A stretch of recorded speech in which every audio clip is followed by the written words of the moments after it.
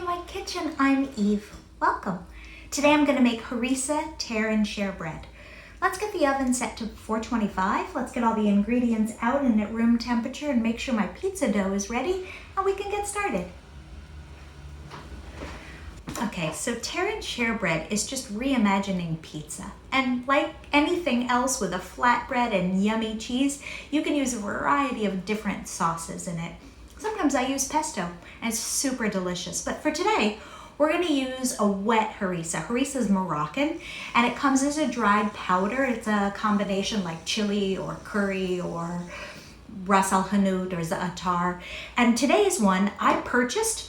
It comes in mild and in spicy, kosher, and it is super easy and convenient. Today's recipe is all about simple things you can do. So we're gonna grab pizza dough I made, but you can get your own from the supermarket. I'd recommend the deli to pick up pizza if it's a supermarket that makes pizzas, or your local pizza shop. But here is my pizza dough. I've made a double batch. We'll punch it down, use half of it, and roll it out so that I have this whole rectangle of a cutting board filled with the pizza so that I can put all my toppings on it, roll it up, cut it into a cool design, throw it in the oven, and it's gonna come out like a wreath so that people can actually tear and share the breads that we're gonna make today. It's great for dinner, can be hot out of the oven or served room temperature, yummy with a salad. But it's also really good for those times when you're entertaining because you could put out several and have people enjoy both the display and the deliciousness. So let's get this onto the board and roll it out. Okay, so we're gonna put a little bit of flour on our board. Get that nice and rolled out, and also make sure that you flour your rolling pin. I have a couple different pins, but this one's super good for pizza dough because pizza dough's actually a pretty gentle dough. Doesn't need anything super heavy like a marble rolling pin. So grabbing my pizza dough, ooh, and an Eve secret surprise here. I'm not a huge fan of plastic, but if I'm going to use it so that, for example, my dough could rise for, it took about 90 minutes. When I'm in hotels and they have all of those shower caps, I make sure to grab them so that they're not made and then thrown away. Since they're already in my room, I grab them, and when I need them, that's what I use on the top of my bowls. The elastic makes it great to hold on. You can actually wash and reuse them many times, and it keeps my plastic use down. So just a trick. Anyway, grab half of the pizza dough if you've made your own, and if you've bought it in a store, it's gonna be ready in a already in a round piece like this. That's enough for one pizza. So grab that, give it some flour. See, it's nice and delicate when you make it yourself, but also easy to pick up. And that's gonna take over this entire space here on my cutting board. So roll it up, roll it out nice and gently. And for this one, I'm gonna want it to be the full rectangle because I'm gonna need to fill it and then cut it. So we're gonna roll it out here, and then I'm going to use wet toppings. You can put dry toppings too if you want. Sometimes I use sun-dried tomatoes or onions, whatever you think would be nice in a small individual serving when you cut it up. And you can also use a variety of cheeses, whatever you think is good and melty and you have in the house. For this one, I'm playing with a number of different flavors. I have some feta and some mozzarella and some Parmesan, and we'll just kind of play with the quantities till it looks great, but you could use a whole variety of cheeses as well. So let's see, we're just about rolled out here. Let's get it all the way to the edge, and I'll show you another trick about pizza, which is that I tuck it under the corners of my cutting board. And I do that so that as it gets a second to rest, it doesn't retract all the way up on the top. So let me finish that off and I'll show you that. Okay, look, here is a pizza dough on a cutting board.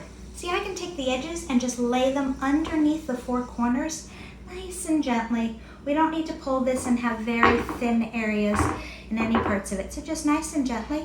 And then when I lay it down, it'll hold under all of those. The next step is I'm gonna take the harissa here and put it on the crust. And so, where's the spoon? I don't have a spoon. Okay, we'll just use this.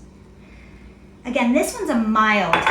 You can use much spicier ones. And what's great about harissa is that it is made out of peppers as opposed to tomatoes. So this is going to be a familiar look to a pizza, but it's actually going to taste quite different, which is always a nice fun surprise.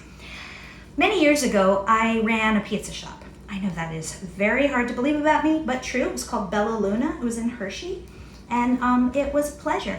And we had a brick oven and did a lot of fire roasting. And so I've spent a lot of time around pizza, even though I was not the head cook. But it was a lot of fun to come up with lots of creations. So here is the harissa all spread out on top of my dough.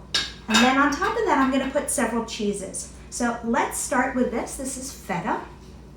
We're just going to put that right around here on top. Yum.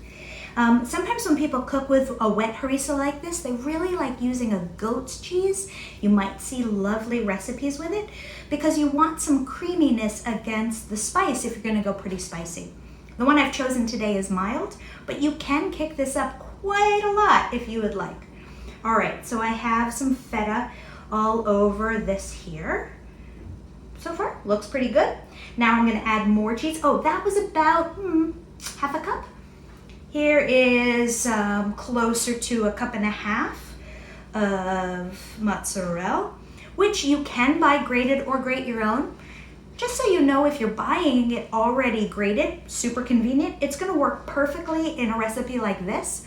But because it has a non-caking agent in it, it's not going to work so well in other kinds of recipes, depending on what you're using the cheese for. So like if you're making a sauce, I would not recommend getting one that's already pre-shred. But for this, it's kind of made for pizza. It's going to be perfect. And then I'm going to put a little bit of Parmesan on this as well. All right. Okay, it's starting to look delicious. Let's put this all over here. Good. Still looking kind of like pizza, right?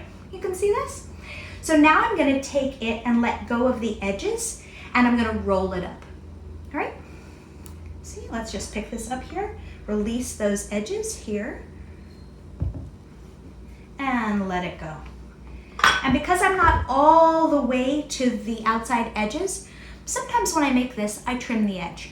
You can also try to get all the way to the seams, but let's first see how it goes.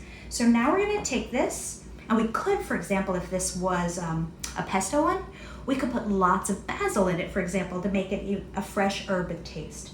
But for this harissa one, let's just make a gentle edge over here so that when we roll it, it doesn't all come out onto our hands, and we can give it lots of rolls. You're just basically making a snake here. Very simple. And because we floured the cutting board good enough, it's all just rolling straight off and not sticking anywhere. Okay. Now you can see that it is a full snake with a seam on the bottom, right? This is gonna be amazing. Okay, I like making sure that it's all about the same width all the way through. So squeeze it to your heart's content.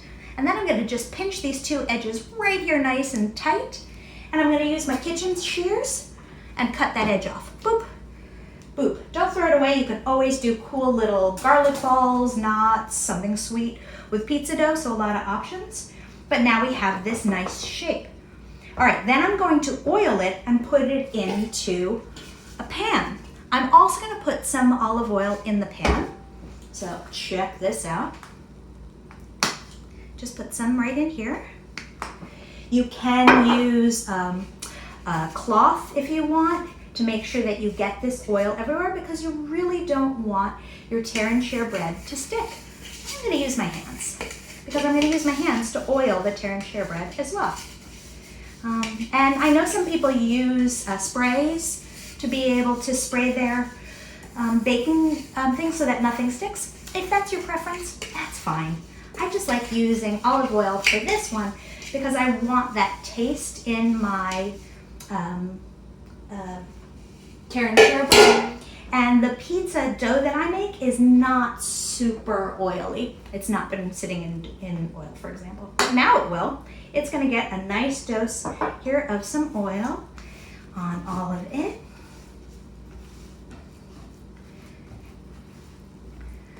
Great. All right, and this will help to ensure that it doesn't stick anywhere. And then I'm going to use a little bit here of an egg wash to seam that edge. It just helps keep it all attached.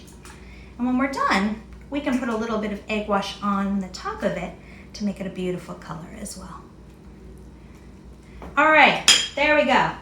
Now it's coming in the pan. I want to check to see how we've done in terms of size. So I'm grabbing it gently, but not having too much weight anywhere, and I'm gonna lay it inside my pan. You see that? So now it's inside here. Where there was the seam here, I'm not gonna worry about it too much yet because I'm gonna use those kitchen shears again. I'm just gonna flip this right over and use this clean surface. I'm gonna use the kitchen shears again to cut into it, which makes it a little bit larger, and the two ends will connect just fine. So you see now how it is? Great. So now we take this and I'm gonna cut, let me see if you can see this. I'm gonna cut about 3 of my fingers in length between each one of them, but not cutting all the way through. Can you see that where my thumb is holding back from where my shears are gonna cut? Now I'm gonna do that again. About 3 of my fingers in width and not all the way through to the end. We're gonna do that all the way around what I've just made. I'll show you that when I come back. Okay, can you see here? I have been cutting all the way around, and now I'm gonna take egg wash and just paint on the tops of all these surfaces so that some herbs and spices that I wanna put on top will stick better, and so this will brown up beautifully. Simple, easy. We're just making a funky stuffed looking pizza. All right. Now it's got egg wash all over it. Let's put some spices and herbs on it. Today I've grabbed some savory, some red pepper flakes, a little bit of parsley for color, and because I like a little bit of a health kick, I'm putting some flax, chia, and hemp seeds on top. So here we go. Let's just take some of this parsley and sprinkle it over the tops. I use lots of different things when I use the pestos or other kinds of sauces, and I'm sure you can come up with yummy sauces and herb combinations too. And here is a little bit, ooh, I have oily hands. Here is a little bit of red pepper flakes. Remember, I used mild Harissa, so this won't be very spicy. And a little bit of savory, but I can imagine you also might use a different kind of herb, sage maybe? Might be nice on top here. Rosemary could be great with the cheeses. So many options. Okay. And a little bit here of some seeds. Oh, this is looking amazing. Okay, I'm so hungry for this. I'll show you what this looks like. Can you see now? All right, the next thing we're gonna do is take each one of these pieces and I'm gonna turn it slightly so that it is sitting up just a little, just on its side. Sometimes when I do this, I make half of it go one way and half of it go another way. Sometimes I do it all in the same direction. This is really up to you. But just a nice, easy twist, almost as if you're like putting them to bed. Twist them each down, making a pinwheel, making a sunflower. So see, it's now looking like this. I'm gonna stick this in the oven at 425 for about 18-22 minutes and check it, and I'll show you it when it's done. And here's the Harissa tear and share bread fresh out of the oven. If we go into detail here, you can see where I made those cuts because the Harissa is peeking through. And then the golden crust on top that was egg washed is still holding all of its herbs and spices and seeds. It's hard to gauge, but each individual section here is about 2.5–3 inches wide and very full and thick. So, a yummy portion. And you can see how many portions you have when you have an entire tear and share bread. It would be great to serve this with soups, salads, maybe crudité, and definitely a dessert or two.